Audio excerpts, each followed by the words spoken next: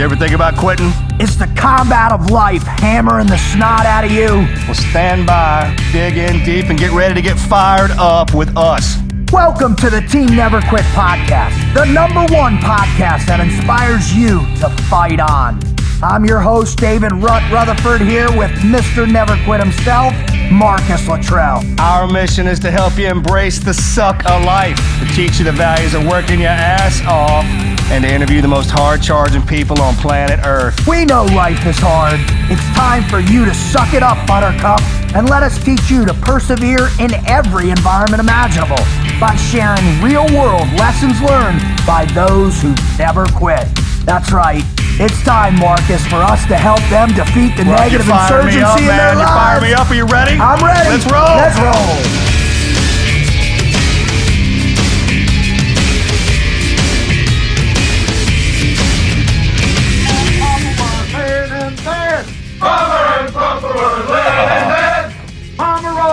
Sing it. Where'd you get that? Sing it. Sing it. I give me some. Give me some. I give me some. I give me some. PT. PT. Good for you. Good for you. Good for me. Good for me. Who knows? Brother, when I hear that and I go to Full Metal Jacket, All and day till the running's done. oh my God, how about this one? Do you remember this one? P-I-N-K-Y. Pinky is kinky, and so am I. Our cadence master would throw that one out. I guess because I was such a horrible runner, I could not get in step on that one. That one, a Tweety Bird. Specifically the pinky one? Pinky one always threw when it would come out. Oh, that was my favorite one because we had this one guy who's very I like Captain Jack and Fire It Up. My personal favorite, up from a sub 60 feet below. Oh, yeah. Scuba to the surface, now you're ready to go. K-bar grease gun by my side. These are the tools the commie dies by. Right? Right. Did you love that one too? Did you guys even sing Cadence in your era? We absolutely did. No, Yeah, come on. Of course. There's no way. What were they like? You have to. I am Of a course. millennial. I hate everything, and I'm a fool. You're trying to pick forgot a fight. Where's the BB gun? Marcus. No, I'm sorry. BB I gun. take it back. Do not shoot me I'm with going the to put gun. a hole in that pink cowboy hat. Listen, Give me that the shit. pink cowboy hat was Next one it goes. essential in order for me to pay homage. One more, and he actually hands it to me. Oh, my goodness. When you're rolling into the pit, you have to scream coming in. There's no way you can't do cadence. No, Yeah. of course. And plus I'm the sure rollbacks. they still do it right There is now. a constant cycle Yeah. of guys that were in the program when we were in the program. Oh, absolutely. I'm talking about like Stokes. What class is he? 5? I think 5 or 6. There's a few of them. There's Sean, Tom Shea. Tom Shea did 5 Hell Weeks. 5? 5. I had him for an SQT instructor, yeah. Shay. You did? Yeah. Tom So was. apparently he made it through eventually. Good. Tom's on a you, hard man. dude, man. I don't know the guy. He's hard. I mean, personally. Listen, all my point is that when you sing cadence, you get fired up. And who are those that have the greatest cadence? The United States Marine Corps. That's probably true. Hands down, man. Gunnery Sergeant Hartman, your senior drill instructor. From now on, you will speak only when spoken Hello, to. man. Hello, And the Emery. first and Can we last just do words a out couple your minutes filthy of it? doors will be, sir. Do you maggots understand that? Sir, yes, sir. Bullshit, I can't hear you. Sound off like you got a pair. I get Now, fired up every time I hear that. Marcus, I want to ask you something. Did I mean, the first part of that movie, they could have literally turned the movie off right right then, after that whole boot camp. and it would have deal. been good. Pile! 0 Dark 30. Infantry. You made it, son. Arlie, have you met him yet? No. We should have him on. Yeah, we Oh, dude. I'll run into the gunny a couple times, man. And- He's a good dude, it's- isn't he? Yeah, shot. And Yeah. he's just like you think, It's him, isn't it? right? It's not an act. Yeah, he was in a movie before that. Yeah. I didn't know that either. I watched it once I found that out. Something in hell, right? Yeah. That was his breakout, though, for sure. And God bless that You know, else movie. played a good drill instructor is Vince Vaughn in Hacksaw Ridge. Yeah, that was good. I thought he did a pretty good job. Mm-hmm. That story's intense, man. It was pretty sick. You gotta imagine in your head, 75 man, dudes. when it's going down like that, and you got a guy who's saying he ain't gonna grab a rifle. 'Cause you don't know what a medic does for you. You don't have any idea what's Not going until you're out there. You're out there, right? Yeah. And that guy goes, "Hey, whew, where are you at?" Those guys sit back like from Band of Brothers, not Theo. That whole Bastogne one where it's all about the medic. What was his name, man? It was French Cajun. He was just sitting on that tree. It was real quiet. The snow at the Battle of the Bulge. That scene where he's leaning against that tree like this, man, with his eyes closed, and you can just hear the gunfire and the bombs dropping and everything but somebody screaming for a medic, dude. And he's got there with his eyes closed. As soon as medic, eyes open up, dude, and he comes. I was like, yeah. Yeah. Dude, that's why I wanted to be a medic for that right there, dude. You know? Yeah, but the story of Desmond Doss and Hacksaw Ridge, I mean, that mindset, I refuse to carry a weapon into combat. That's incredible. It's beyond incredible. It's beyond incredible. It reminds me a little bit. I mean, I'm not making an equivalence here, but it reminds me of like Jeremy Courtney's attitude. Oh, totally. I'm talking to him. Now, Jeremy Courtney's not going into a live firefight. No, that's not true. true. But he's putting himself in very dangerous situations. Right. No, but he's not walking into a literal firefight. Oh, you're right. You're right. On purpose. You're right. But it makes me think of that mentality. I bet he doesn't know that. Derived out of faith and that kind of belief. That's incredible. Because he's one street removed from the fight. So there's fire going on. Knowingly and unknowingly going into it, I wonder how close or how similar that weight is. And you know that well, stomach. you know what? It's not the same as a firefight, but anybody we have some experience in this, being in places where you don't have any kind of backup coming for you, right? Zero zilch. And what it's like to be hanging it out there that far. And that's similar to what he's doing, right? I think he doesn't have his buddies around him protecting him, with overwhelming firepower, et cetera, right? I think that's one of the most powerful things about being the medic, though, because you have that overlying sense of, man, I gotta. If it gets hurt, then I'm the one that has to step up. And there's that love for our brothers, right? Yeah. So when you're standing there, man, there's a gap that opens up in the gunfire. That's all you see, right? You're looking your buddy for down. ABCs, right? Yep. And it's kind of takes all the way because we've been taught to talk out loud, and you're just like everything just kind of. It slows down and stops, man. It does. For sure. You can even. Yep. Well, listen, that kind of servitude, that kind of love for your down men, right? The reason why on a battlefield, whether it's on a real battlefield or it's in the battlefield of life, for us as veterans, when we see a down man, one of our brothers struggling, they've been hit by something, we innately want to shift our entire focus in our life to go plug their holes, to address their wounds. And our guest today, man, that's what his whole life is about now. And he is doing it in such a profound way that he has taken the battlefield perspective, right? And transitioned it over to civilian life. He has literally allowed himself to get rid of the bombs, the guns, the bullets, the desire for those things, and strictly focus on the beautiful aspect of the brotherhood, the servitude to get your brother back in the fight. And that's what Nick Koumalatsos is all about.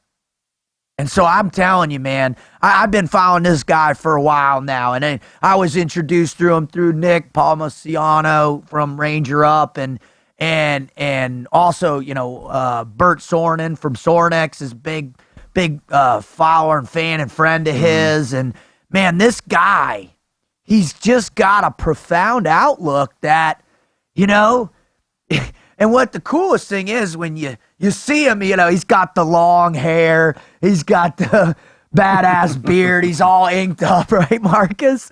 And you're like, dude. He's definitely doing like the Greek, the 300. He's got totally, that's man. by design. He's taking a lot of He's a Greek, bro. board. You know that dude's a Spartan, man. I mean, that's our identity. just like the Vietnam guys had their identity. Eventually, we'd baseball caps, beards, and the khakis, and just cut off sleeves. And then it's funny because the Marines could never do that, and they would always get in trouble when we'd get assigned to them, especially the younger Marines, because they stopped shaving. You know, I mean, oh, totally. They would blouse their boots and stuff like that. And well, bro, MARSOC's a new thing, man. Well, remember when that came online? Oh yeah. And then you had those guys finally integrate it. Bro, you don't remember that? I don't know if you remember because it happened like 97, 90. When SOCOM was getting started up, they were like, we're all special. Oh, dude, that's what the Commandant of the Marine Corps said. They went to him and said, hey, do you want to bring RECON in to JSOC or to SOCOM, and we're creating this? And the Commandant of the Marine Corps says, all my Marines are special. And then MARSOC came online back in 04 or 05, I think. Yeah, right around there. And I love them because when you think about some of the hardest fighting guys in history, it's RECON Marines in general. But let me just back up a second. Hey, welcome to the T&Q podcast, all right? If this is your first time listening, man, stand by because have we got an incredible show for you. Now, what you got to understand is the Wizard Marcus and I, our mission in life is to serve you, to provide you with the ammunition to get out into the combat of life, try to get dialed in, take a beat on the negative insurgency, and fire away with the never quit mindset. And that's why we have guests like Nick that come on, man, because we want to share with you the right training, the proper training to get you into the mindset so you can get in the fight, my man. That's why we do it. If you're back for more, if you can't get enough, we love you. God bless you. Thank you so much. Marcus, do you have any idea how many downloads we have right now, brother? Yeah, I was tossing that number around the other day, man. It's like 2.7, bro. That's awesome, man. 2.7 million downloads. All right? This is insane. I never in my wildest dream when we said, hey, let's do this thing, did I believe we were going to be here this fast, man. You know? And we are. And it's not because of us. It's because of our guests, and it's because of our listeners.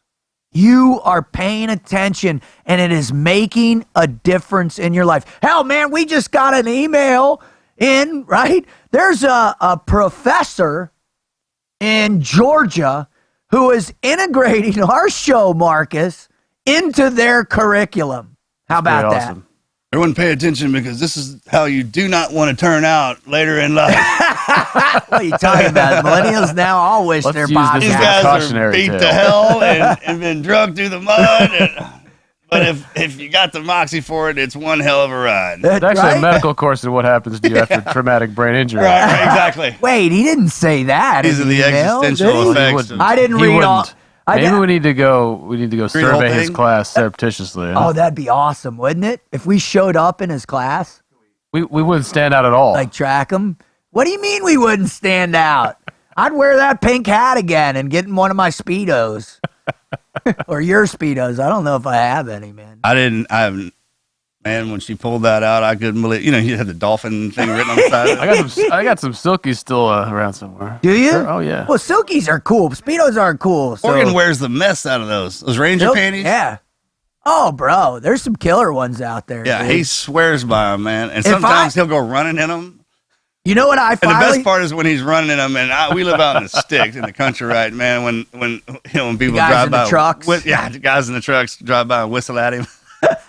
He loves that. Big old white legs. Yeah, man.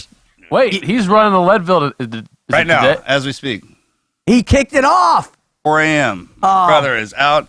Bless you, Morgan. Josh, Mr. Joshua McGee. Give him a text. Tell him we're talking about him. We love him, and keep on going. Never quit, bro. 100-mile race in the Colorado Rockies for a belt buckle. Oh my God! God bless you, all those who do it, man. Next year's mine. You want to do it with me next year, dude? Or at least you want to pace me for a little bit? Yes. All right, done. Marcus, you gonna pace me for like a mile when I come in? No. Will you be out there? You see, I'm not there with my brother right now. You want to ride a dirt bike next time? That's the funniest part. This is funny. Morgan's like, hey, you going to be? I'm like, no. And it's kind of like, man, I don't like to run at all. Like, I don't even want to be around I know you it. do, so you basically want me to watch you run for 100 miles? I'm going to follow you watching you run for 100 miles, and you know how much I do not like to run. That just didn't roll. I love you, podcast. But I got to do my podcast. I'm a professional, damn it. I felt bad, you know. I'm committed but to I mean, mine. he's got Joshua and McGee. Yeah, they're out there getting them done. All right. Hey, Wizard, would you please give us a little brief back on Nick and let our listeners know what a badass he is? Absolutely. So, Nick Koumalatsos. Koumalatsos, Koumalatsos. We practiced that name for like 10 minutes before we came on. Bro, do you know how hard Greek is? You know I butcher everything. I had to work on that one myself. Koumalatsos, Nick Koumalatsos. Let's see. Joins the Marine Corps at 19. Apparently had some trouble when he was getting in. Maybe we'll talk about that. Not sure where his Never Quit story is going to go. 12 years in the Marine Corps. A good portion of that was with MARSOC when he was there. Got out in I believe around 2011, 12, somewhere in some of that area. After that, he started some various projects. The biggest of which we've already referenced is the Raider Project. He's the director. It's a nonprofit supporting Marines in their transition into the private sector. They describe this. I'm just going to read this part right here. Facilitate a peaceful, successful transition from active military service to a civilian life filled with hope and purpose. We want to connect with MARSOC and USMC combat veterans to help them transition smoothly, peacefully, and successfully into the private sector. They do seminars, retreats, one-on-one mentoring. They a whole lot of things in order to support these guys. Fantastic organization.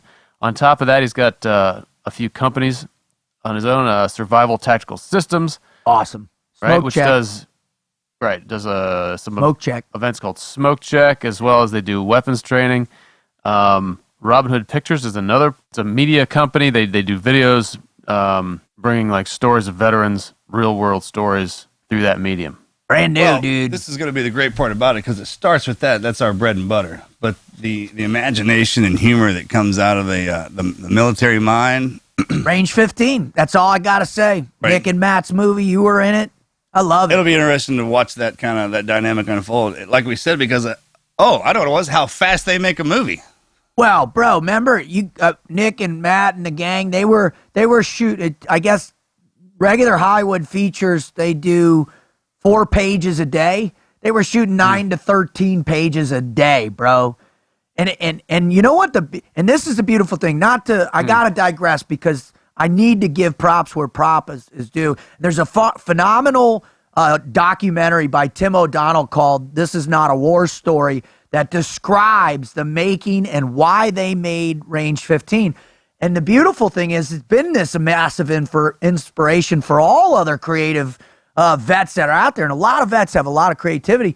But what it proved is that if you have a dream and you have an idea, if you just bust your ass, you can bring it to fruition, man. What a phenomenal story, right? This guy, Nick, this MARSOC guy, multiple combat tours, man, has taken his existence in life, transitioned it now to be, his focus is to help veterans, to create positive content for people to consume, to share with them these incredible life experiences and philosophy. That's what this guy does. So what do you say, Wizard? Marcus, let's get Nick Koumalatsos on air with us right now. Let's do it. P-I-N-K-Y.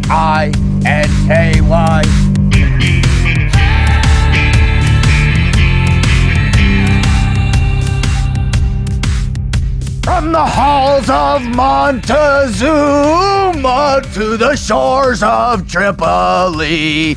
You knew I was going to start out with that. I know you did.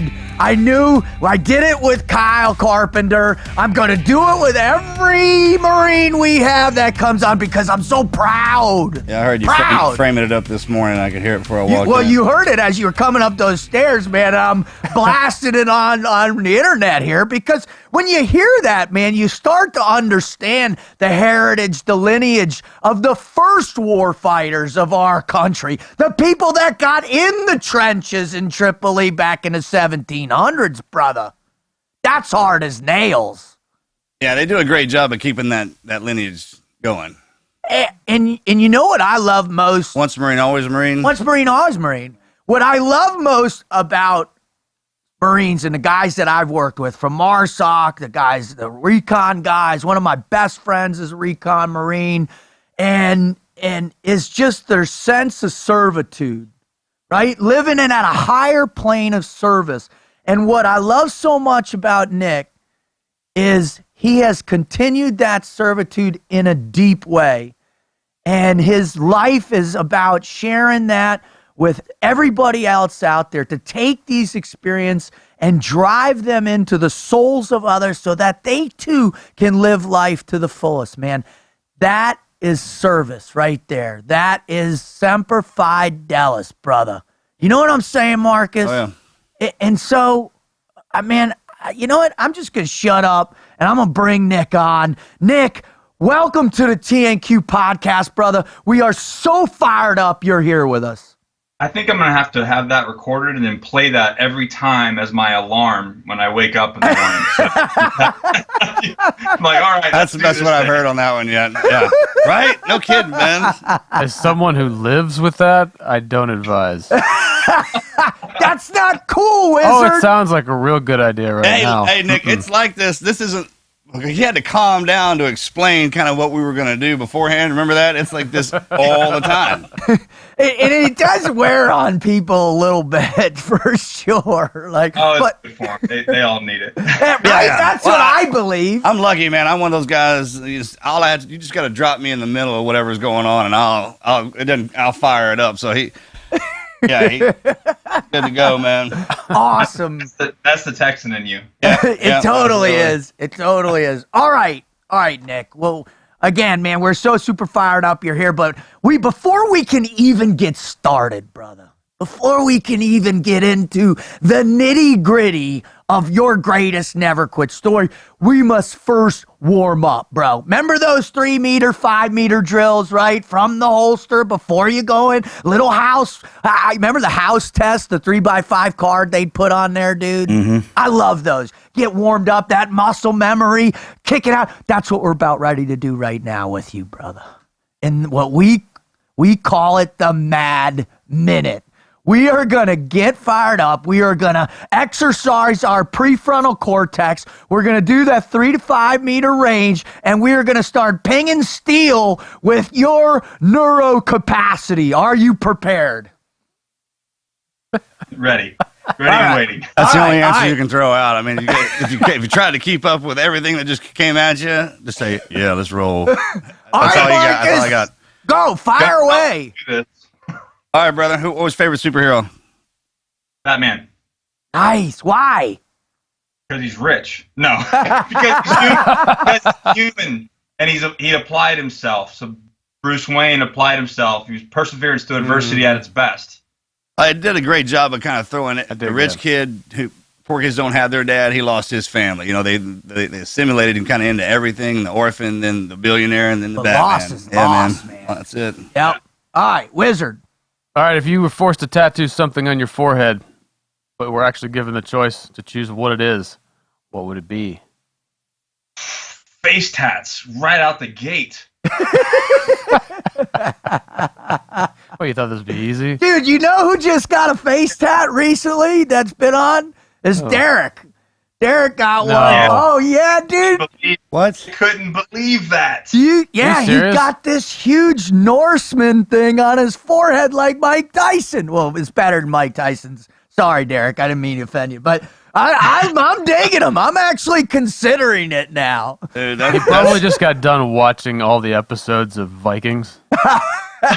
Poor guy. It was totally drinking. On a whim. It was a dare. You know, Matt called him up and said, "Hey, Derek, I bet you won't get a face tat."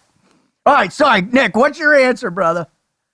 So I'd have to go with the same thing, man. I'd have to look at it. Would have to be some sort of aquatic symbol and some sort of thing that blends into who I am, and I wouldn't go with like a word or a quote or punch here or anything like that. I would have to go with something that means something to me. We had Dana White on yesterday, and when we were recording, and he said he'd get FU across his forehead, dude.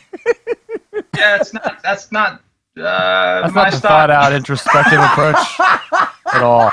Not really my wheelhouse or my speed either. Try to let all that hate go a long time ago. Right, dude, right? Exactly. All right. It's my turn, okay, bro. Yeah, it's my turn. All right, if you had to fight one, who would it be? Sylvester Stallone, Rambo 2, or actually Rambo 3. When was he in Afghanistan? Rambo 3, right? Right. Yeah, Rambo 3 or or Arnold Schwarzenegger, Commando. I'm going to have to go with Arnie and Commando. Ooh, why? He's so big. He's so big, and I see that as he is huge, man. He does look huge in there, right? He was TV big, ads. and like big dudes fall, like and they don't move that fast. So I might have like an advantage of being able to move quickly and get around him and take out some knees and get him to fall. I like that. Sly is compact and powerful, man. He took out a helicopter. Got exploding arrows. Yeah. Remember when Arnie and Commando was throwing the damn saw blades? He's in that shed. He's like, what do I got here? Here's saw blades. Chops the dude's head off. Of course he knows how to do that. All right, go. All right, man. What was the last thing that happened to you that you were glad no one saw? I love this question. Oh, man. The problem is when I mess up, everybody sees. Yeah, normally me too. Great part about it. Last thing that I did. Oh, all right. So the other day I was in the shower and I had this weird feeling, and all of a sudden there it was in the bottom of the shower. Diarrhea.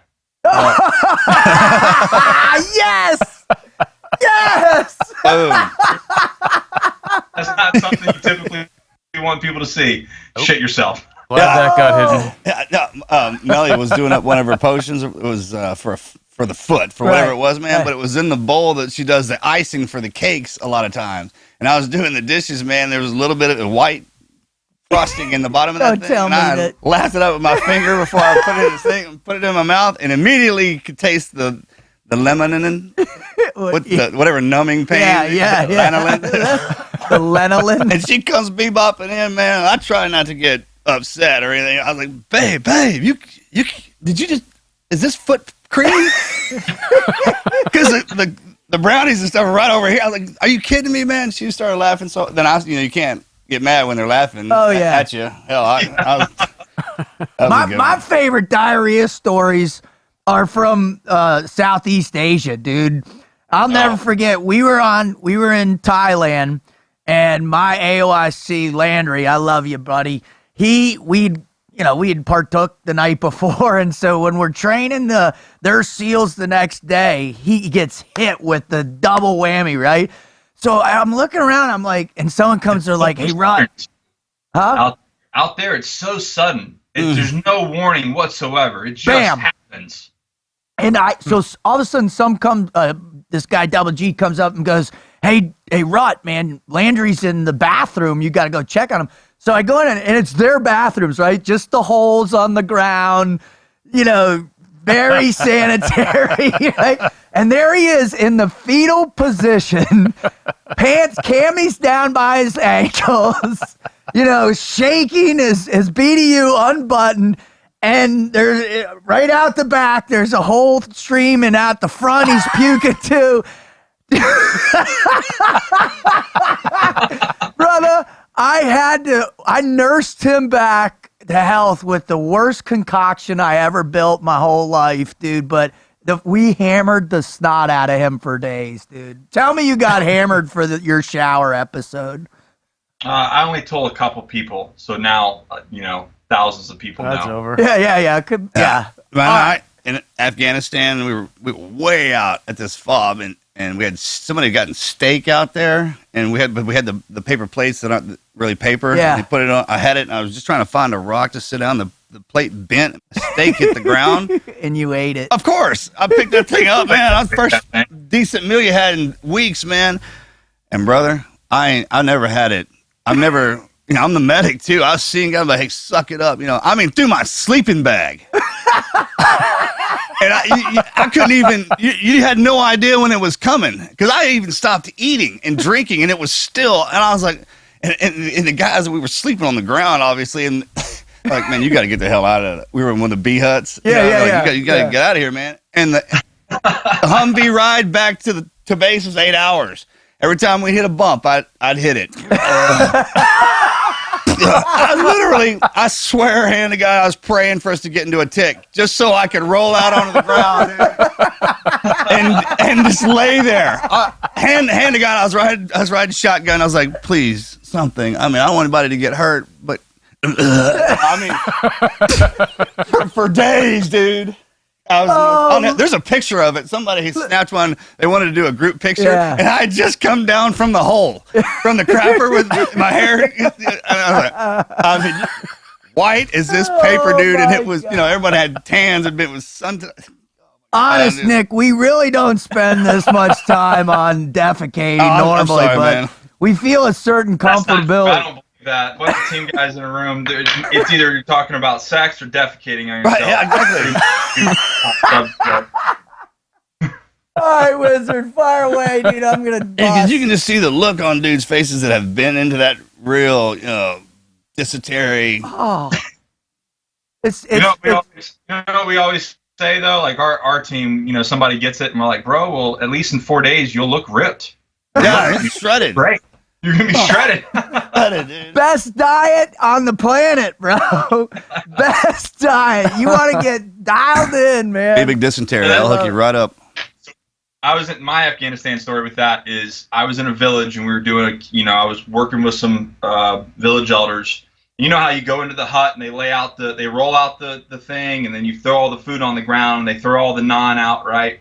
And all the, our dudes are, our surrogate forces are running around passing out the bread and they're walking up and down the thing. Right in front of me, man, this guy, big old stanky Afghan foot right on my bread. Like just steps right on it, steps off. In that environment, you're like, fuck it. You know what I mean? Like whatever. What's the worst that can happen, right? It's some of that toe cheese down there for you. But we rode bikes up. It was probably about an hour ride back to our little fob we were staying, and about an hour and a half, same thing. That same I was like, guys, my forehead started sweating. I was like, guys, I don't feel right. And then I went to a dark hole for 4 days. The only person that would check on me was our SARC, and he would open the door, and he'd be like, who's actually still at First Raider Battalion, and he opened the door. He's like, you good, bro? Need some fluids? Okay, I'll check on you in about an hour. And he's just like a crap. Yeah, right. I was like, he's got the smelling salts things jammed up his nostrils. Still breathing, bro? All right, get to go. Good. Bring out the old school compass mirror. Hey, dog, man, I got get it in there. Oh, Hang dude. in there, buddy. We got you. You'll be fine. All right, Wizard. Let's give him a couple more and then get into this. Oh my God! All right, do the monkey one. Do the monkey one, please. It's getting old. No, please. Nick would be perfect for the monkey one, dude. All right, Nick. Would you rather be hog-tied and locked in a closet for 30 minutes with A, 5 water moccasins, or a chimpanzee with a grenade and a hyperactive sense of curiosity? I'm going to have to go with the chimpanzee. Dude, why? Yeah, why? Fuck snakes, man. That's it. And they freak me out too, man. I always got a thing for snakes, man. I don't have to be a tough guy anymore. And do you remember Indiana Jones? Yeah. Yeah. Tough guy, right? Toughest. Snakes. Hated snakes. Hated snakes. Water moccasins those are some evil creatures, man. They will mess you up. Really are. Florida. Yeah, they're the one. We have them out here. And when these guys come, like, hey, there's one out here that's actually pretty aggressive. All right, and I didn't even know this till the beginning of last summer that the water moccasins are actually mambas. I had no idea. It's just they call it a water mamba, or we call them water moccasins in Texas and Florida. Really? Yeah. Oh, Cottonmouth, didn't know that. whatever, man. Dropping some knowledge. I love it, sir. All right, Marcus, fire the last one at him. All right, brother. Did Oswald act alone? I don't think so. My personal opinion. Yeah, man. For some reason, me neither. Right? Like the gut check, looking at how it all played out. Oh, bro, that's a badass op, dude. I saw JFK, man. That fits me. The thing is I don't think that he had the intelligence planning ability and the operations planning ability to pull that off. Now, could he pull the shot off? Sure. But the actual op planning, and you guys know as much, that's more important than anything else. There's no way you even get in the building unless you've looked at everything and every possibility and angle and everything, right? Yep. So, route study, everything that has to everything, bro. Everything. So, good answer. Awesome. That is the mad 25 minutes. All right. Thank you, Nick. I appreciate it. Some of the best answers we've had by far. All right. But the reason why our listeners come here is to find some help, to find something that's going to give them that spark in their gut, something that's going to help them overcome adversity and hurdle the obstacles that are beating on them every day in the combat of life. So, brother, please, if you could, share with our listeners your greatest never quit story or stories. So I gave this a lot of thought. I was talking to my girlfriend about it, and honestly, it's like my whole life has been a never quit story. From the time I was a little kid, there's just been one adversity that I've had to overcome after another, and all the way until joining the Marine Corps. And then once I joined the Marine Corps, it was like, oh, everything was, everything they put in front of you is adversity. And not only that, but just life had happened. Like I got hurt in boot camp. Mm-hmm. So training day 7, boom, broke my wrist. That sucks. And it took me 2.5 years to get in. I was a 2-time convicted felon. I had drug charges. I had gang involvement. I had a GED, so I had to go to college to get in. And like all I wanted to do was be a Marine, but they said no. So it took me 2.5 years to get in, and then the 7th day I'm there, I break my wrist. Oh.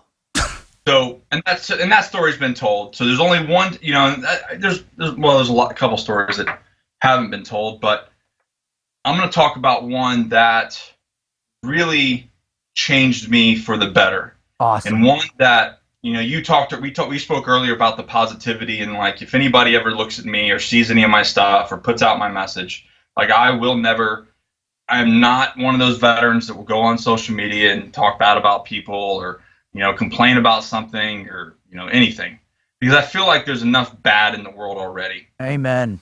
And people don't need that. People don't need more bad. Bad stuff happens. Everybody has stuff. Everybody personally has bad stuff happening to them. Life is hard. It just is, but it doesn't have to be bad. Life can be really good if you'll let it. Right. Right. So, and, life's an experience. So this incident that happened to me and what happened to us, but it affected me, was you guys called the nonprofit. This is the first time I've actually talked about this ever. I run a nonprofit that's under Gallant Few. You guys are familiar with Gallant Few, I'm sure. Mm-hmm. And we run a program under Gallant Few called the Raider Project. And real quick, how that started was, obviously I didn't know anything. I left the Marine Corps. I was very angry, like most operators do when they leave. They're bitter and angry. Yep. And typically what that means is really you're just burnt out. You're not bitter and angry. You're burnt out. You've deployed way too much, and your life's in shambles, and you've got a lot of personal stuff you need to deal with.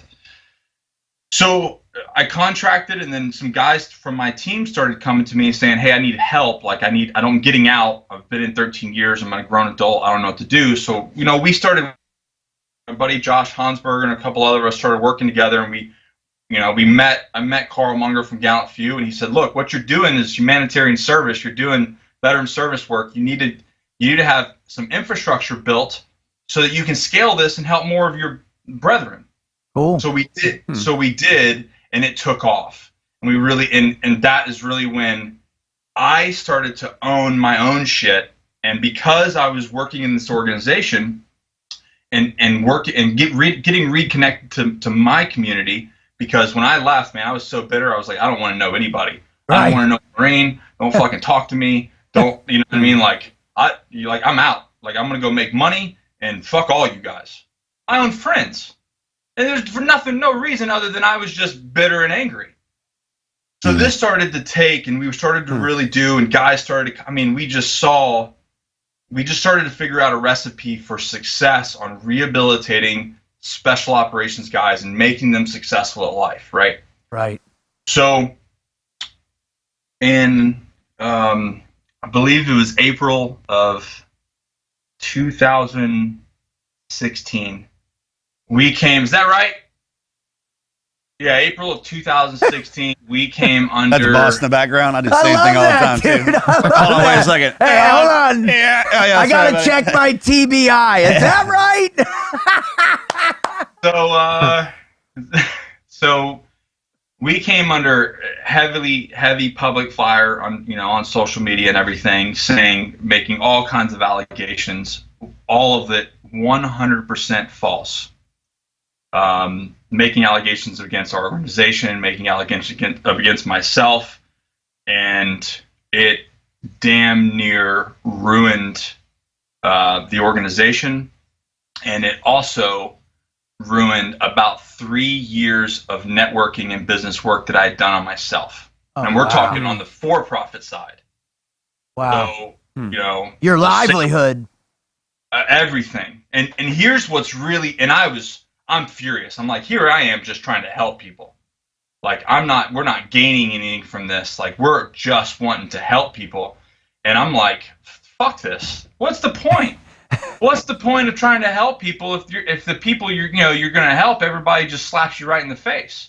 It's crazy. And at the same time, so I'm like, fuck it, I'm out. I'm going to go back to making $1,500 a day. Like, this is not doing anything for me. I can go make $1,500 a day easy and nobody bothers me. Yep. Or I can be broke all the time, have a hard life, and try to help you fuckers and get shit for it all the time. So I'm pissed. I'm like, this is horse shit. I'm done. I'm like slipping back into like where I was before. The default. Now here's what's really sad is at the same time we were going through that, we got hit with some of the biggest veteran cases that we've ever worked on. So wow. I'm literally on the phone defending myself, and at the same time I'm getting calls about, suicide attempts and people having, shooting guns in their home with their kids in the house and stuff. And, it's really, really, and this is, and I don't mean to be doom and gloom, but this is the truth. The world we live in. This is the truth. You guys know that more than anybody. Yep. Right. And you've probably been through it yourself just as I have. So here I am like, things are falling apart on one hand, and on the other hand, there's guys in need, and I want to quit. I'm like, this is stupid. Quit. And I'm like literally on the phone, and I'll never forget. I literally was like, I told Ali, I said, "Fuck it, I'm done. I'm over this. I'm done." And not even 10 minutes later, I got a call because of a veteran situation that was in dire need. And you know what I did? I picked up the phone. I didn't skip a beat, and got right to work. Amen. And I kept I kept wanting to quit, and I kept wanting to hang it up, and then, but I was, you ever been on a run? I'm not a runner. Neither is Marcus. He's the worst runner that we've ever had. Called Anchorman.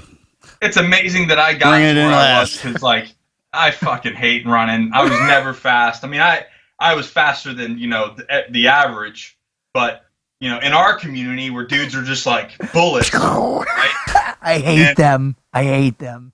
I hate them too.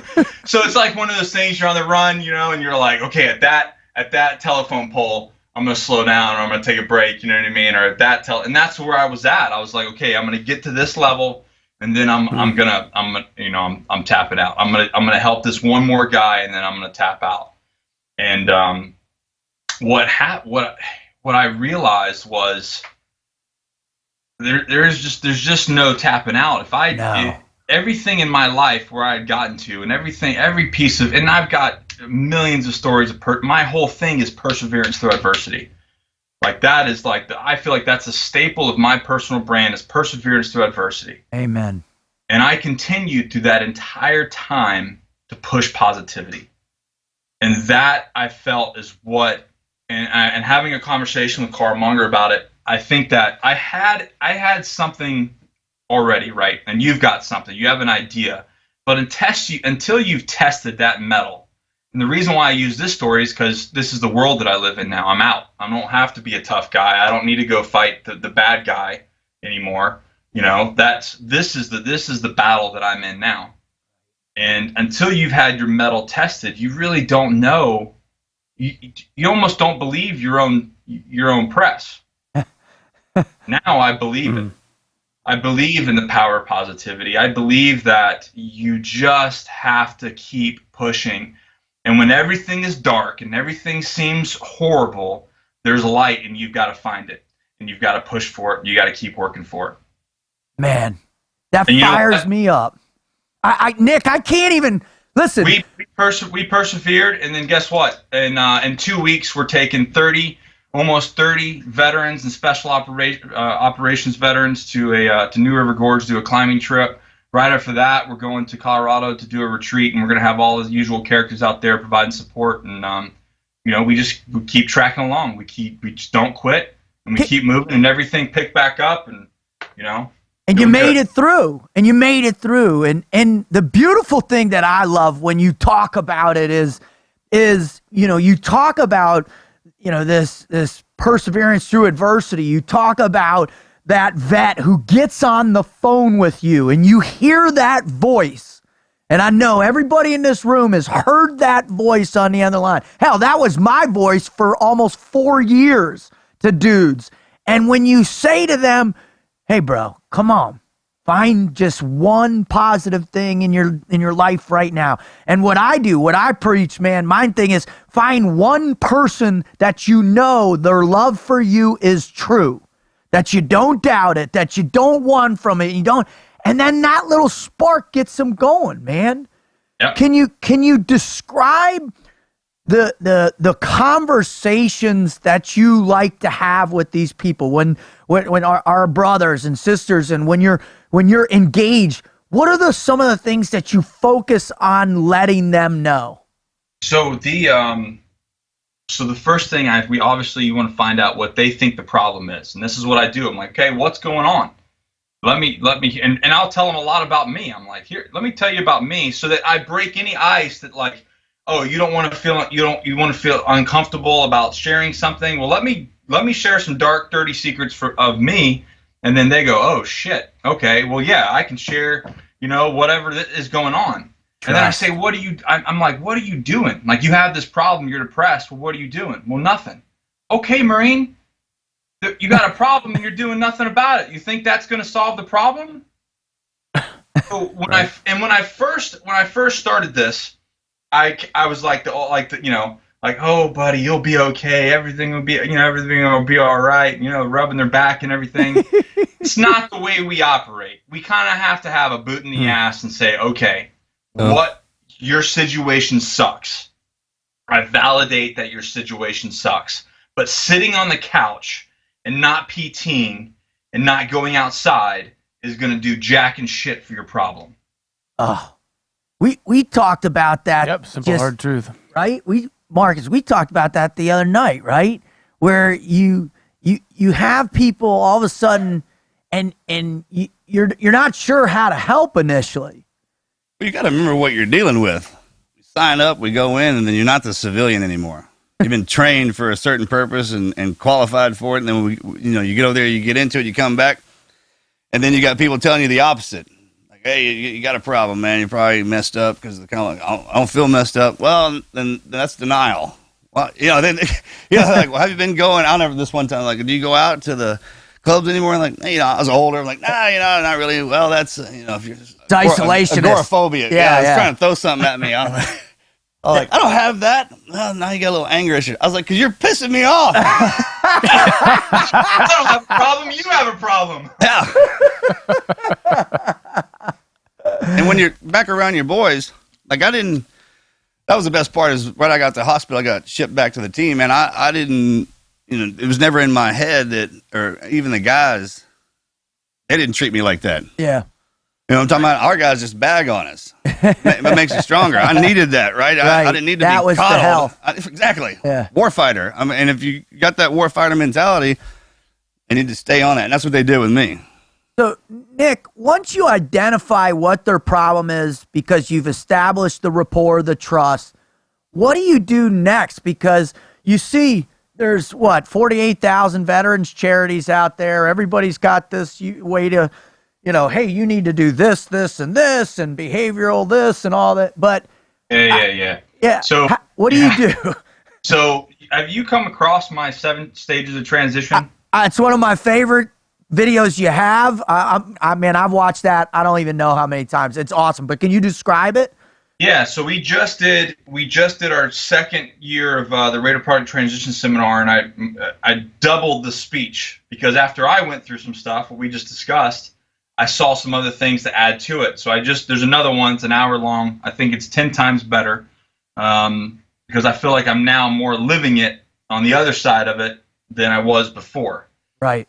And so, you go through the 7 stages of transition, and then when we get to the come out, like, okay, well, now you have a problem, right? Well, okay, thanks, Nick, for identifying the problem, but what's the solution? So the first thing we do is, and I know you guys know this, is I'm like, are you sleeping? Oh. And let's take the veteran thing out of this. Everybody in their life, every civilian, anybody goes through a transition. You can get divorced. You can get fired from a job. You can lose a child. There's a million things that can happen to a human being in their 80-something years of life, and you're going to go through a transitional period. And guess what? Those steps are almost identical to what you're going to go through. So what happens? You stop sleeping. You get depressed. Blah blah blah. You get out of shape. Your whole life starts crumbling. So the first thing I say is, are you sleeping? Well, no. Okay. Well, we know what happens to your health when you're not sleeping. What happens to your hormones? What happens to your dopamine? What happens to your testosterone and your human growth and everything that makes you alive? It all stops. So mission 1 is we're going to go get a good night's sleep. And that whole day, your whole life, everything that you do, your passion in life might be just revolve around going to bed at night. That would be epic. and there's a lot of people that have to start there. Right. They got to start when they wake up. They set their whole day up to where they go to bed at the end of the night. They know this. They're setting themselves up. And Jeff Nichols talks about sleep protocols in this exact same way. Oh, bro, when he told me about his thing, when he got out, where he was at, man, he said he was getting 4 hours of REM sleep a week, dude. A week, man. And I just can't imagine that. So that's step 1. Step 2 is we're going to get healthy and fit. And I don't mean Marine Raider, Marine Recon, Navy SEAL, Special Forces fit. I just mean a healthy American. All I mean is that you're eating healthy and you're doing some sort of physical activity. I don't mean you have to go lift weights. You can go surf, paddleboard, hike, ride a bike. I don't give a shit, but you're doing some sort of physical activity. And you're doing this on a regular basis. You're creating a program for yourself to have a healthier lifestyle. Because we know, and I know you talk about it yourself, when that happens, dopamine starts going up. Boom. You take your shirt off in the mirror when you're showering. You're like, damn, I look sexy. You don't look any different, but the mind tells you that you're feeling better. You look better. Like, oh, babe, check this shit out. Perception is reality. So, and that starts to happen. And I take guys and I'll actually bring them into my home. We have a 2-week kind of recovery program that we run here in my own house. And so I bring them in, I get them sleeping, I put them on a physical, it's nothing special. I put them on a military timeline, and then, because they're comfortable with that. Wake up at this time, breakfast is at this time, PT's at this time, you're going to go see the shrink at this time, you're going to go do the, I love it. Was it deprivation tank? You're going to do all these different things. And by 8 o'clock, they're on the couch doing this. Out. And they're like, I don't understand what's going on. It's because you're not sitting on your couch all day.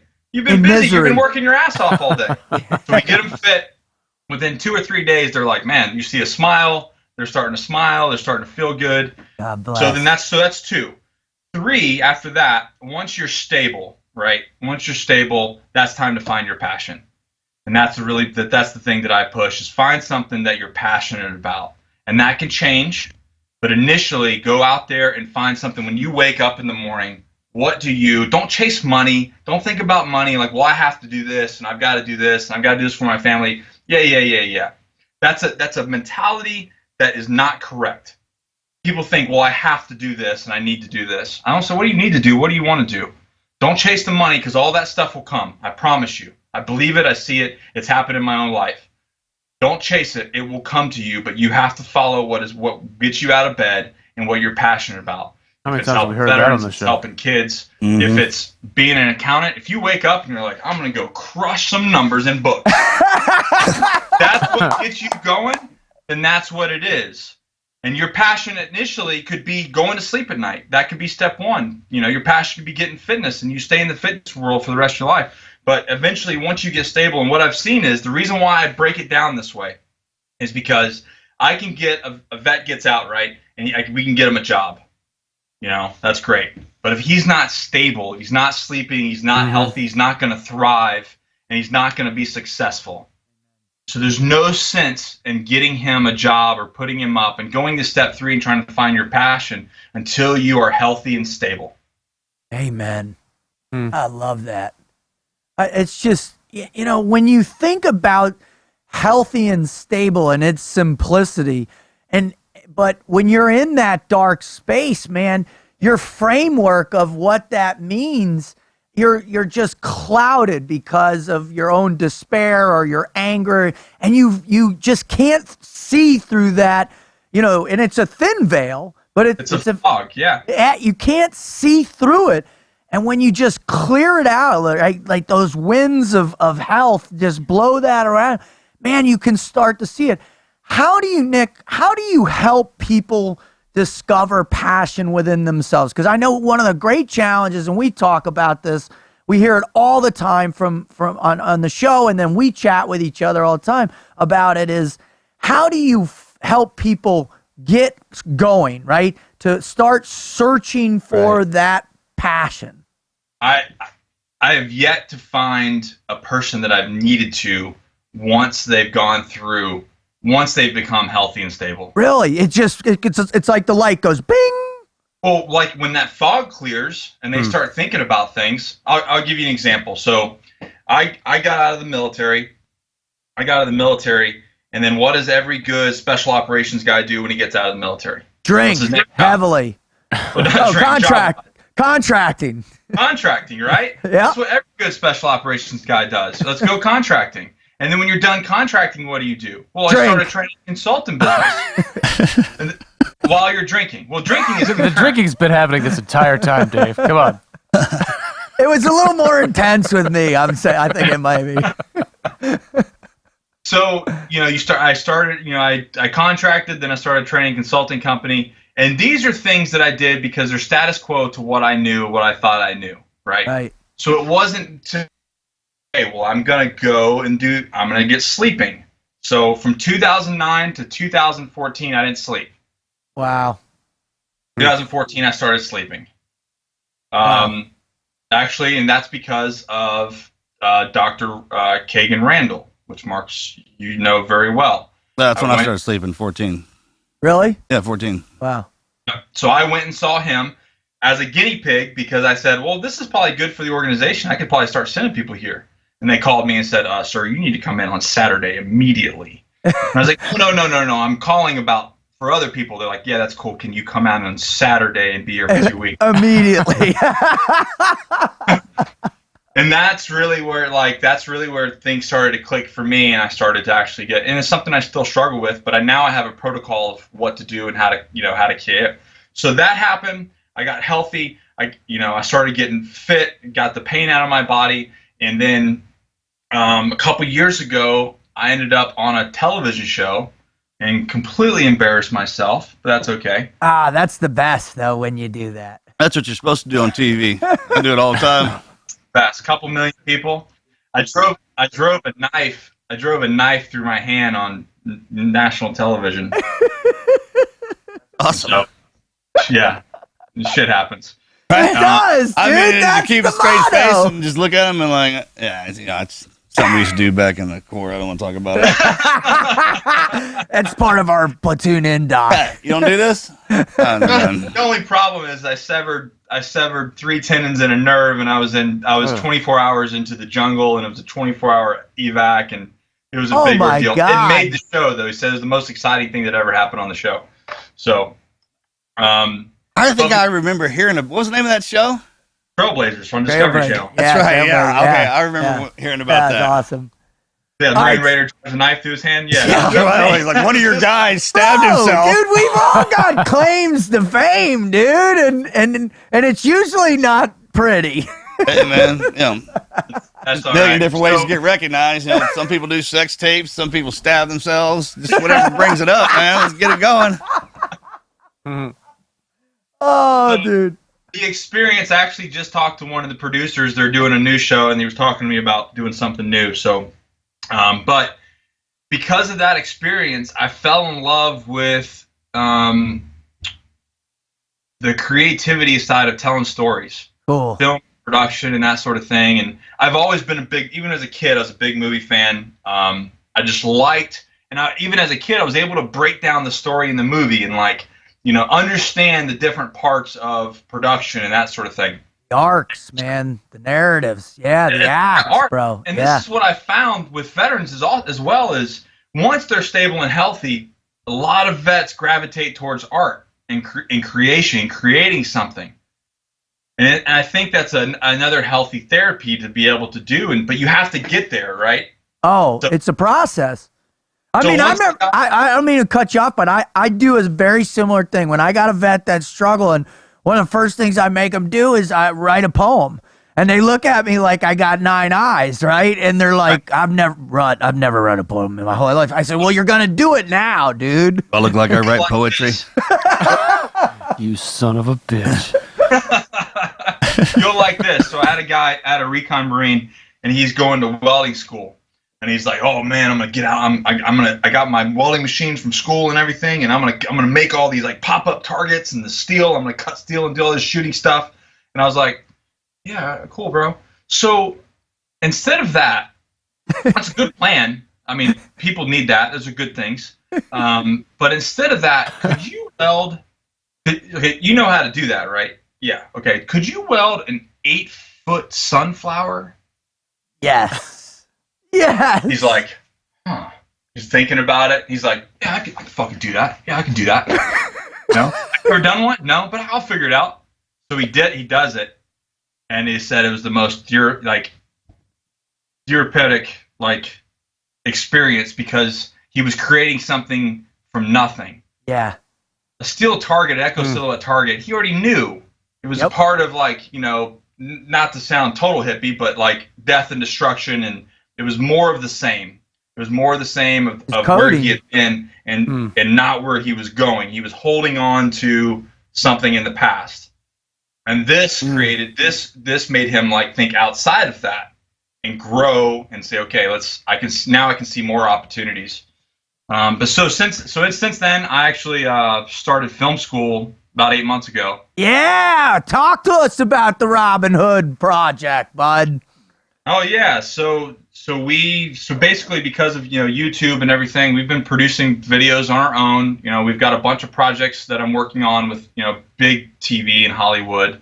But we wanted to do it ourselves too. I think in this day and age, if you can be creative, be passionate, and have a cell phone and have access to the internet, you're dangerous. Mm-hmm. Totally. And if you've got a backstory and a background in stories and appreciation, we talked about this last night, man. We were talking about, you get a bunch of platoon guys or team guys or whoever together, and the stories and the narratives, right? Oh, well, just imagine when you start doing that, when you start making the film, and they don't work like we do.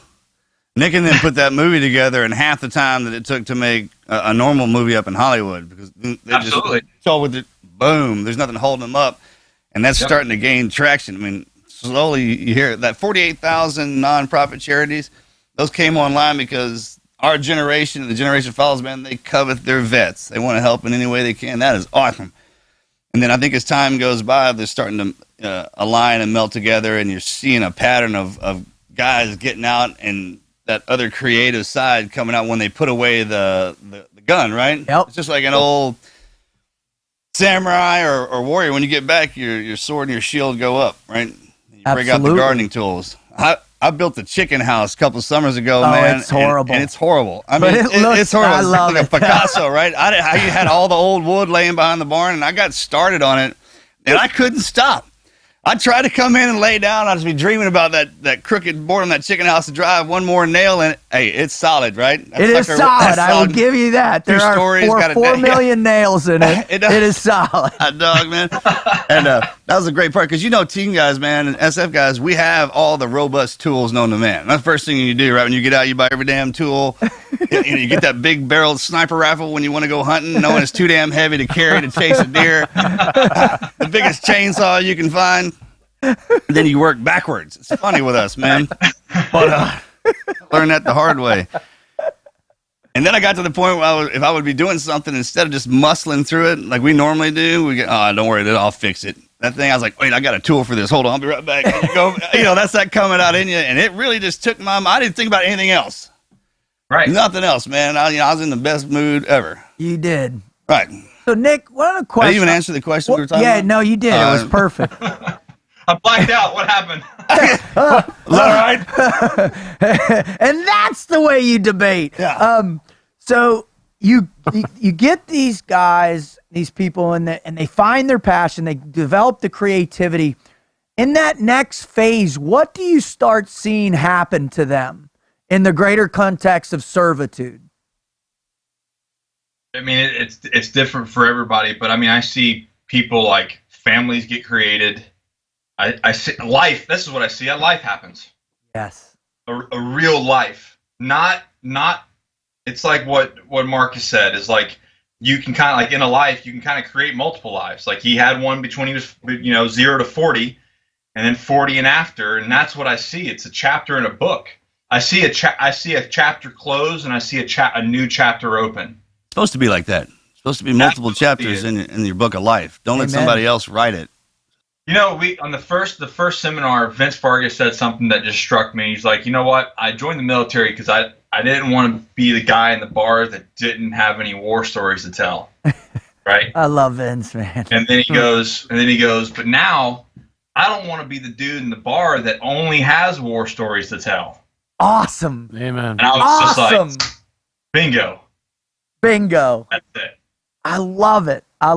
Well, just to bring up to Range 15, man, when they were in the truck and they said that, it's like guys like that are the reason that the military has a bad name. And then he goes, well, guys like that are the reason I joined the military.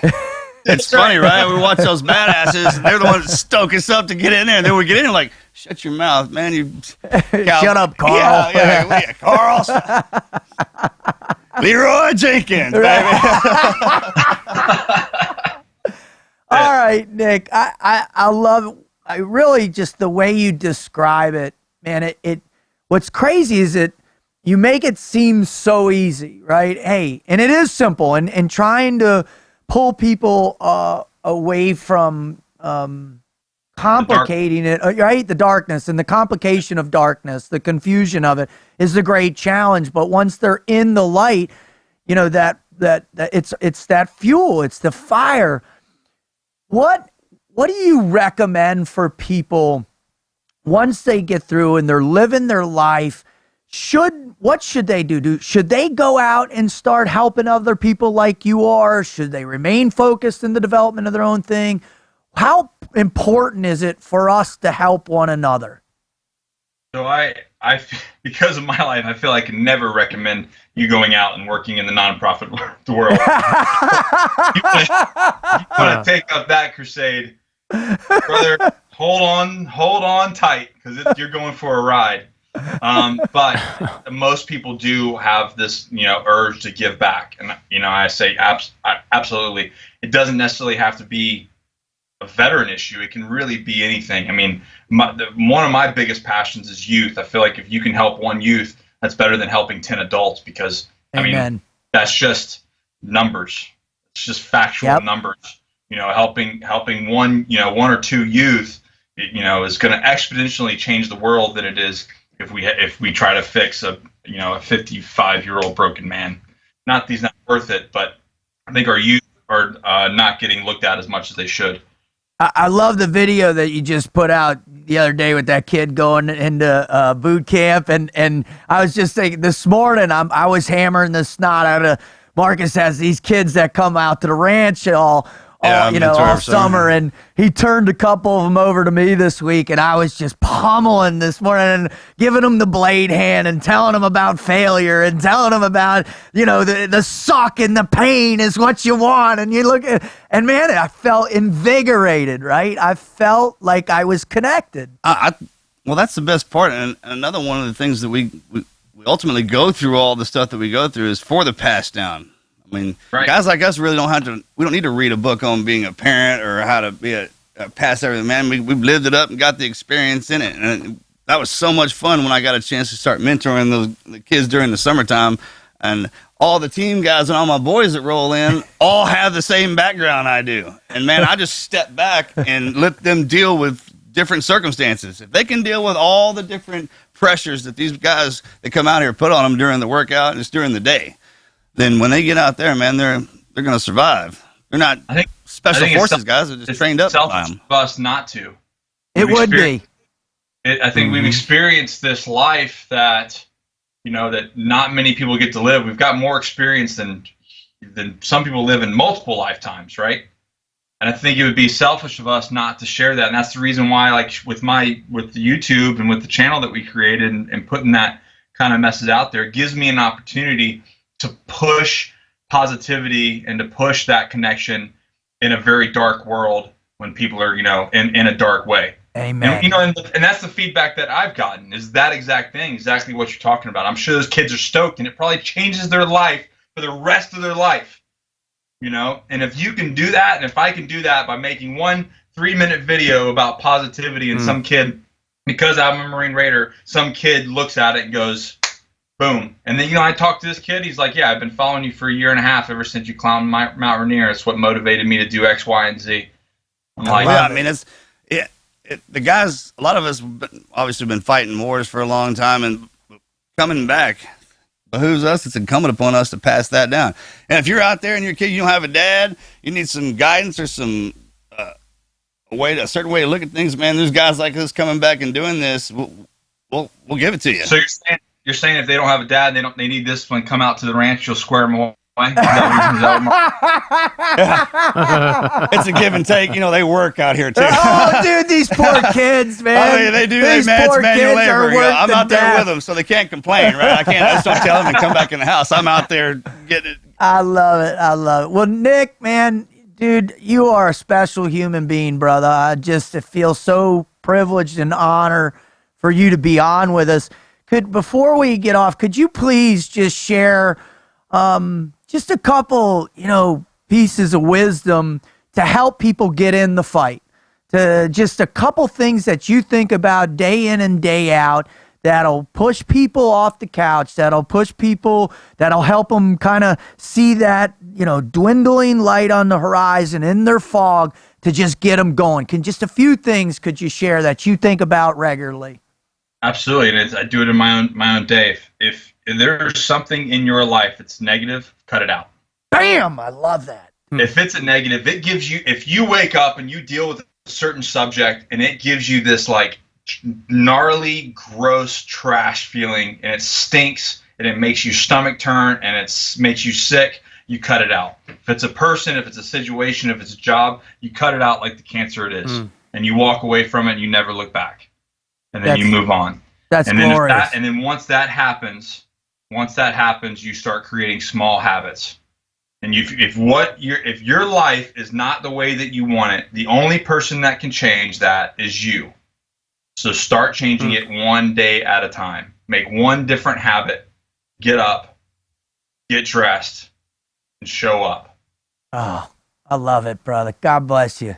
Hey, dude, can you tell everybody, our listeners, where they can find you, what you got coming up, where they can watch you, how they can follow you, man? And can you just share where you're at out there for people? So We're, I mean, if you can figure out how to spell my name, then you're set. So, yes, I mean, Nick Koumalatsos, and then, YouTube is the thing that we're pushing right now because I want to share that content with people, that positive content. And then, of course, website, which all things drive there. So awesome. That is how to get a hold of me.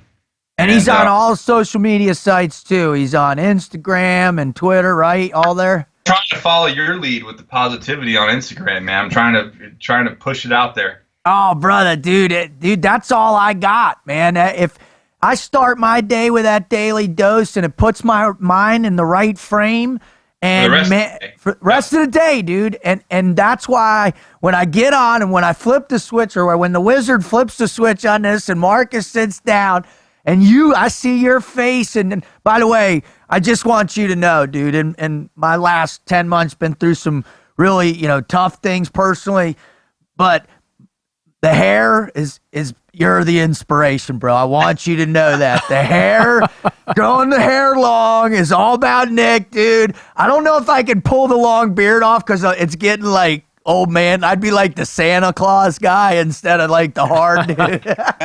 Melly made me get a haircut. I had mine. You got to grow that out, brother. Come on. The good deployment it gets main wild. going on, right? Hold down the whole thing going. She's like, cut that crap.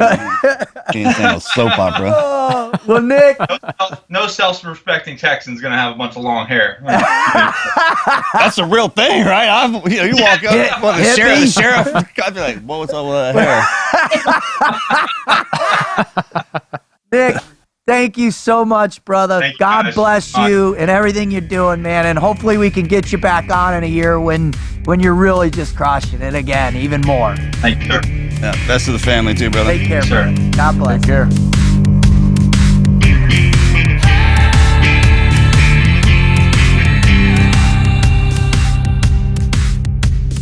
Brother, you know what I love, dude, more than anything in this world, is when a fellow brother from our community, from the brotherhood, redirects their life in such a positive way that it is a force of nature, brother. And nothing is going to get in his way. Nothing is going to stop him from doing what he loves to do. That, in my opinion, is what, not just for us, right? It's not just for us. Everybody should feel that passion. Everybody should get into the game like that. Everybody should follow that mindset. I don't know if there's enough people out there that really realize just how beneficial, how good it feels to help someone. Oh. You get so focused on helping yourself, doing what you got to do, making the day-to-day, get these things done, your priorities, so to speak, that you say, oh, that's kind of a luxury I'll do when I have time, and then, well, you don't have time to do it. So you don't really discover, or a lot of people I don't think experience just how valuable and rewarding that is. Servitude. And that's obviously why he's dedicating the time to do it. He's got a lot of shit to do. If he didn't get that reward out of it, I don't think he'd be doing it. Well, if he didn't find it to be really, really important and valuable. I've heard it a couple of times, the guys who make the transition out, just like we made the transition in, you don't know what to do, right? You kind of, money, that's the first kind of deal. And he's like, man, that'll come. We talked about that. Just get out there and redirect that focus that you had getting into whatever it is, whatever. And most of the time we hadn't even looked. You're just so concentrated on that job and your boys, and if you got a family, I mean, that's kind of the toughest thing too. I would imagine reintegrated. Just, man, you're in, you're out. Oh, bro, my last day, dude, I literally, no one at the team was around. And I've talked about this before.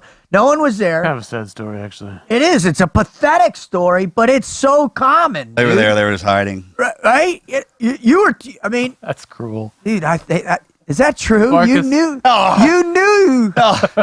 That's no one was there for me either. True. Everyone was deployed. Dude, you just broke crews. my heart, dude, right there. I'm going to call my buddies that were in those. Were you guys just hiding in the high base? Is Rut gone? Is Rut gone yet? Oh, thank God. That was the most miserable 8 years of our lives. I can't take that level of energy anymore. You think I was bad because I wasn't positive that I was just high energy and negative. Yeah, different, right? Yeah, there's different tone. It was a high energy negativity, right? Yeah, but when you have the guys that get out and kind of figure it out and they push on that path like to help guys getting out, like Morgan. I got Jeff. You're talking about Jeff. All those guys, man. They just kind of were reintegrating ourselves back into the civilian world, with each other. That's the greatest part about it, man. What the reboot program, what Morgan started, what Jeff and his partners at Virginia High Performance are doing for people, what Nick is doing with the Raider Project and his companies, it really is this. And what kills me is there are a lot of veterans out there trying to do similar things or doing it, but they're throwing so much hatred out at each other, talking smack about other veterans, trying to rip them apart, trying to bring them down. I don't like that. There's plenty of people, there's plenty of room, there's plenty of places to apply positivity in our lives, right? You can never, this is one of the things I live by, right, Wizard? You can never be too positive. You can never apply too much positivity in your life. Now, I see what you're thinking there. I'm really trying to find an exception to that.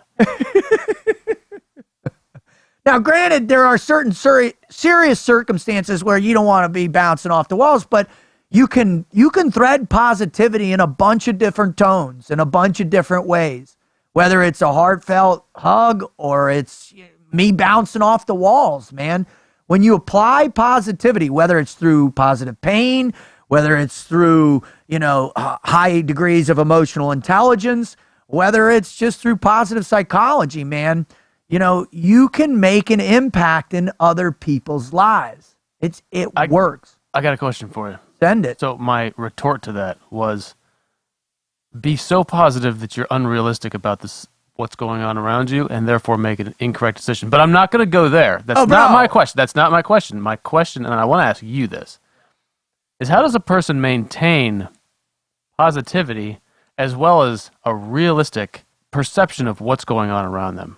Well, I mean, if someone's just standing there slapping you in the face, you can't just say, no one's slapping me in the face. That's not happening. You know what I mean? So how does a person do both? So let me reference one of our guests, right? Charlie Plum, in Vietnam, Hanoi Hilton for 2,103 days, was beaten, tortured multiple times, watched his friends die in there, and the guy was like, I'm getting out on Christmas. I'm getting out on Easter. I'm getting out here. So as you're getting the beat down, in between, as you reset your consciousness, right? Set it in the framework of positivity. The beating is going to end. When the beating's over, I'm going to use the pain I feel as a driver. The fear I fear that might be coming from the next beating that's happening tomorrow, I'm going to use that fear as a motivator to get myself out of the situation that I'm receiving the beatdown from and create a new pathway for myself. And what you said, too, about servitude is essential. This is what I preach constantly, man. When you apply yourself towards serving others, new pathways present themselves. Look at us right now, bro. Look at the three of us, dude. We've been doing this show for a little over a year, coming up. In that year, we have reached 2.5 million. 2.7. 2.7 million people. Yes, sir. Yes. Right? We had this week 64,000 people listen to our shows to find a dose of positivity for their lives, man. You asked me that when I was getting out of the teams in 2003, I would have said, go pack sand, idiot. In fact, one of my buddies said, hey, Rod, dude, you ought to go be a motivator. I was like, screw you. Motivational speakers don't drop the F-bomb every 5 seconds, right? Well, I was listening when we asked him a piece of advice and to kind of address the question. We were talking about, man, you're in this situation, always show positivity, but you're getting slapped in the face. And he's like, hey, you just cut it off and go around it or get rid of it. And I kept thinking I was like, man, there's some things that you're in that you can't get out of and they're going to be miserable. But the positive aspect that you back it away from it, right? And you do what you need to do to get through the situation, right? Amen. Even if it's bad. That's where what we're talking about is like, man, this is, and that's what helps with friends. The teammates going through buds and all that crap like that, man. Taking it on yourself, on the chin all the time. Yeah, man. You know, but afterwards, you know, even if you didn't get beat down, man, well, it is over. Take the lesson you learned from it, and then push forward. And if you're in that situation, it's tough every single day, even when you know you're going into it, man. You back it up and have that attitude like, well, I'm prepped for it. Maybe today a little bit easier, and then it will be. And then some days it's going to be harder. You know how it works, man. Like, we'll have one of them days like, whew, that seemed easy. Remember? And then your body just, no. Shazam, dude. They drop that hammer on you. You're like, ooh. So what I'm hearing is that you don't ignore the negativity. You just refuse to allow it to inform your attitude. You refuse to let it inform your decisions, right word. And change your attitude. Not that you ignore it, but you Can't seek ignore that it. positivity and then apply it to your attitude. And like you said, you learn from the situation after you go through it, and then that's a positive aspect of it. Man, you just kind of embrace it as this is what I had to be going through to get to be a team guy, or to get to be a doctor or a lawyer, or accountant, or to get out of this Just hole. to be happy. Yeah, right? I got to go through this to find happiness.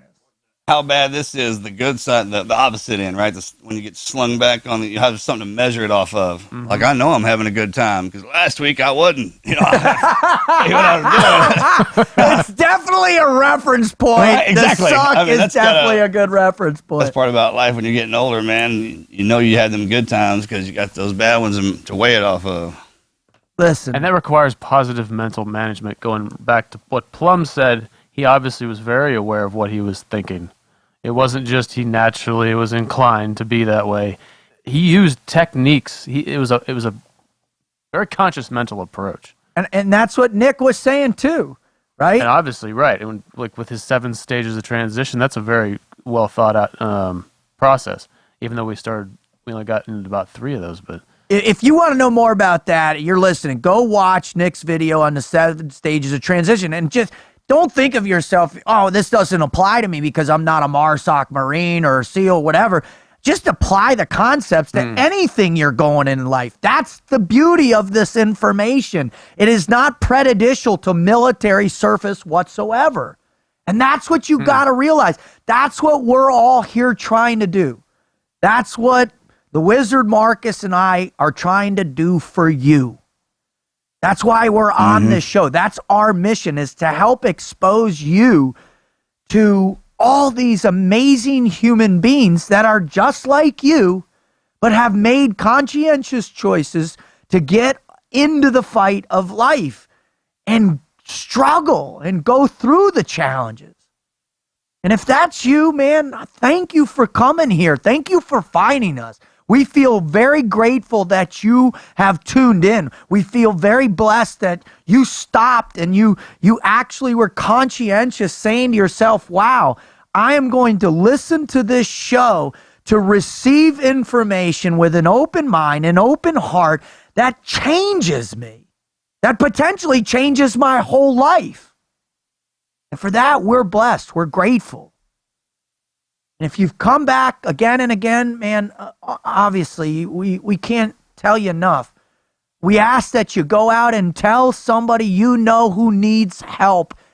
Whatever show's your favorite. If it's Goggins, if it's Tim Kennedy's, if it's Nick's, if it's, whoever it might be, share that with them. Get involved with them. Have a discussion. And if you are so inclined that this stokes and provokes something inside you that you want to be a part of the Team Never Quit community, visit our website at tnqpodcast.com and write in and share your story with us. Please. Because we're going to post these stories on the net to create a catalog of perseverance and through adversity, as Nick likes to call it. And if they're good, we're going to read them. If they're great, Marcus, bring them on. So I want to segue into one of these stories because Wizard found just an amazing one for us. This is from Jonathan. First off, I want to thank each of you for what you do. You and your guests have showed me what the never quit mindset is all about. My story is not as nearly as hard as others. And for me to even qualify my story as hard seems to be a stretch. From a college student on Friday to a cop on Monday. It was a transition that, yes, I wanted, but could not fathom the responsibility that came with. The scenes that I have been involved in and the close calls that I've had are a lot more for most to handle. Like holding a dying child where you know that there is nothing that can be done. But when you try and bring back life anyways. Or taking the slack out of a trigger about ready to shoot somebody, holding a knife to his wife. But you know he has an undiagnosed mental condition and he is unaware of what he's doing. Or reviving the same person week after week who's chosen that there's nothing better in life than getting a $10 high. The career I've chosen is the one I've always wanted since before age of 5, and so I'm thankful for that.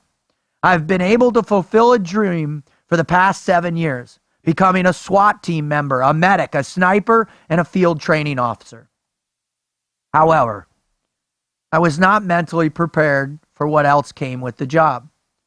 From the death scenes and suicides to the countless domestics and incidents amongst other calls, it was hard work to keep a positive attitude day in and day out. It drew me down a dark path. Then, in April of 2015, I was involved in a serious motorcycle accident. From the broken teeth, jaw, a grade 3 concussion I sustained as the result of the accident, the ability to go down that dark path became even easier. Another grade 3 concussion a few months after that, and the path was clear. I came so close to giving up on myself. Mark Lee's letter home is one of the reasons why I am still here. Quote, "So to all my friends and family, do me a favor and pass on the kindness, the love, the precious gift of human life to each other so that when your children come into contact with a great conflict that we are now faced with here in Iraq, that they are people of humanity, of pure motives and compassion." End quote. His words resonated throughout me and still continue to do. The biggest reason in aiding my recovery, however, is my wife. We have separated after being married for 4 years, but I have found again what drew me to her. I could not have done that without your help, especially the help of Taya Kyle. When she said during her episode that she would just want to relive the decade before this one, so she could just have Chris around, made me think of my life. I began to think of the reasons why I was drawn to her in the first place. We are continuing to work on things, and I'm hoping to get back together with her. In June of 2017, I enlisted in the United States Army as a combat medic specialist, and my wife was there to see me swear in. I cannot wait to see what the future brings her and I. It's easy to go down that deep, dark hole. Sometimes all it takes to get out is just to stop for a minute and think of your purpose. Thank you to Taya for the insight, and Mark Lee for your thoughts in saving lives of many other people out there even after your passing. Marcus and David and your other hosts and guests for your continued service to the people of your country, and to my wife, who deserves the most credit out of anyone. From the missed family events, holidays, and other occasions, thank you for being there day in and day out for me. You have never changed nor gave up on me. I love you. Jonathan, thank you so much for writing that in. It's your letter and the letters of other people that send in that prove to all of us, to Marcus, to Wizard and I, that the human condition is strong, it's powerful, it's present.